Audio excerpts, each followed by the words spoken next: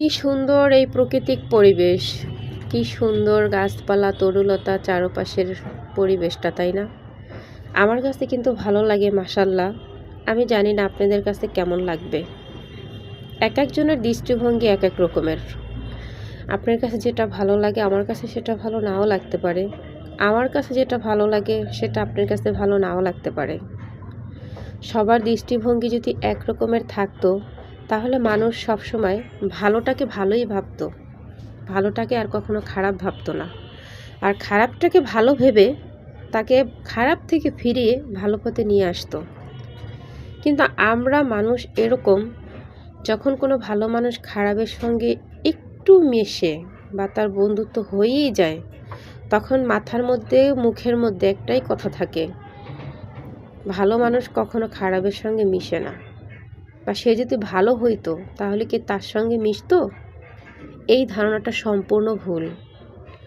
একজন মানুষ খারাপ হয়ে গেছে বা খারাপ আছে তাই বলে কি আমি খারাপ হয়ে যাব?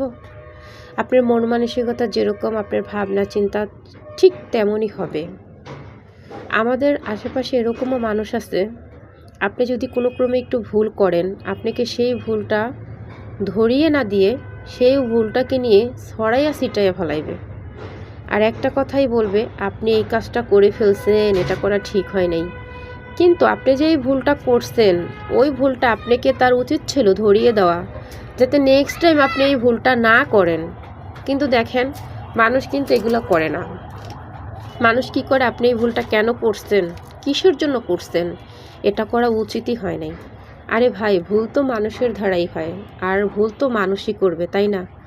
আপনার একটা ভালো পরামর্শে, আপনার একটা ভালো কথায় সে ভুলটা শুধরে নিতে পারে।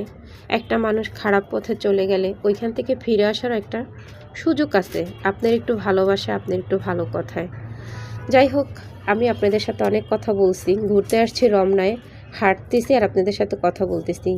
এখন বড্ড ক্লান্ত হয়ে গেছি, কারণ হাঁটার পথে হাঁটতে গেলে পা ব্যথা করবে, ক্লান্ত হতে হবে, এটাই স্বাভাবিক।